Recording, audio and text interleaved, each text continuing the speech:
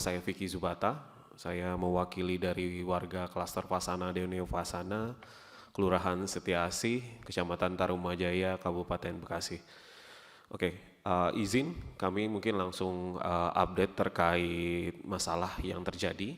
Pertama kami jelaskan dulu terkait historinya. Jadi kami adalah warga, saat ini di klaster kami itu terdapat kakak aktif ada 180, di mana 50 adalah warga muslim. Permasalahan ini adalah yang pertama di mana pada tahun 2022 warga kami ada yang terbegal saat melakukan sholat subuh di masjid.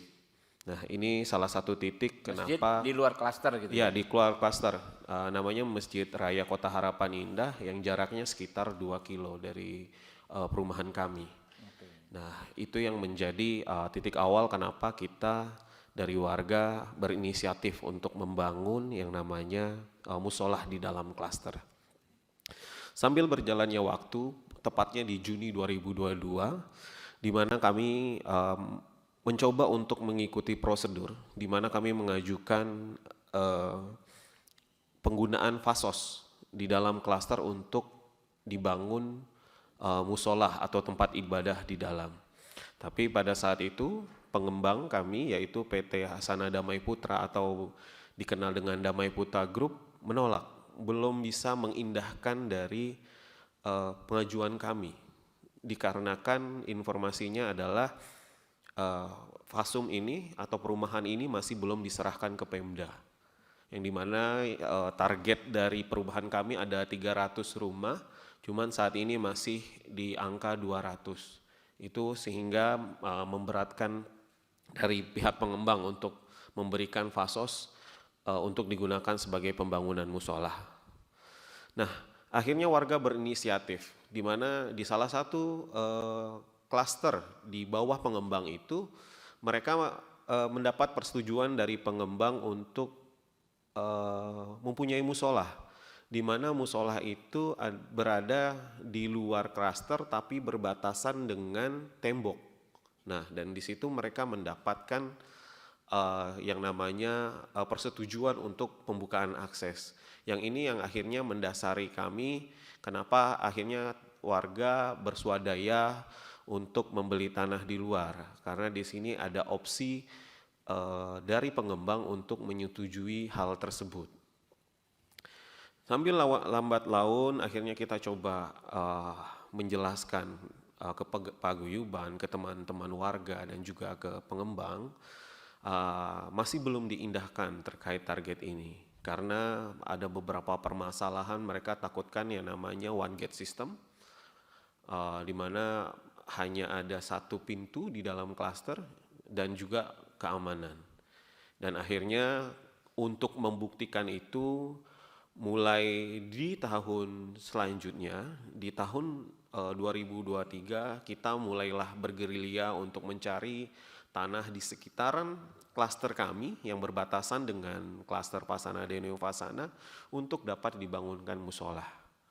Dan akhirnya kami mulai 8 September 2024 dengan swadaya warga yang alhamdulillah saat ini pembangunan musola sudah berdiri 80%. Di mana itu pure dari dana swadaya masyarakat semua yang ada di klaster. Yang alhamdulillah saat ini kita sudah keluar hampir 800 juta untuk itu. Ya, dan sambil lambat laun ada beberapa histori yang coba kami ceritakan, yang dimana pada saat melakukan pembangunan ada sedikit miss. Yang sedikit miss di mana pada saat itu biasanya warga kami ada memberikan makanan. Biasanya kita ada Jumat Berkah, kita ada ibadah lain-lain, biasanya kita membagi makanan. Nah, pada saat itu kita ingin, ada salah satu warga yang ingin memberikan makanan ke tukang kami. Ya, seperti ini contohnya. Ya, di luar, Pak. Di pagar luar ya? Ya, pagar luar. Antara pagar dengan bangunan itu ada jalan? Enggak ada, tertutup sekarang. Nanti saya izin Pak Pimpinan, nanti akan ada video untuk menggambarkan musola kami. Nah, kenapa saya menjelaskan ini? Karena nanti dari video ini warga Ada beberapa warga akhirnya menolak, di mana isu akses ini mulai berkembang, yang di mana ini menjadi landasan pengembang untuk tidak menerima persetujuan kami terkait pembukaan akses ini, di mana dalil mereka adalah ada sekitar 74 warga yang menolak. Padahal awal dari masalah dari warga ini adalah video yang kami lampirkan. Tapi nanti sambil lambat laun itu menjadi alasan dari mereka. Dan akhirnya pada saat surat ini keluar, kami sempat ada musyawarah dengan warga, baik yang muslim dan non-muslim, di mana akhirnya kami memutuskan, karena kita tahu bahwasannya undang-undang juga melindungi hak kami untuk beribadah dan lain-lain, dan kami juga sadar untuk ibadah atau bisa tidaknya beribadah itu tidak bisa di voting. Jadi akhirnya kita musyawarah, di mana didapatkan bahwasannya tembok tersebut sepenuhnya bukan kesepakatan dari warga, tapi kita serahkan lagi ke pengembang. Karena mau nggak mau saat ini lahan kami masih belum diserahkan ke Pemda, seperti itu. Dan ini adalah beberapa kegiatan, sebenarnya kami menampilkan beberapa kejadian di klaster yang cukup menarik. Kami mulai ada pencurian, ada boom gate rusak dan lain-lain, tapi warga tidak ada komplain sama sekali. Dan mereka hanya komplain bersurat ketika ada masalah ini, yaitu kita ngasih makanan. Ada tangga yang masuk klaster dari luar, Pak. Oh. Nah, Tapi ini kan memberi makanan. Ya. Tidak ada pencuri masuk dan lewat tangga Tidak. itu, nggak ada? Tidak.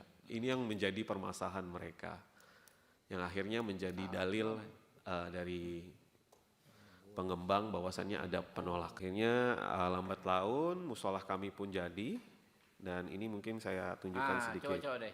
Musolanya yang mana ya? Yang warna merah, Pak, atap yang merah. Warna merah. Pak pimpinan.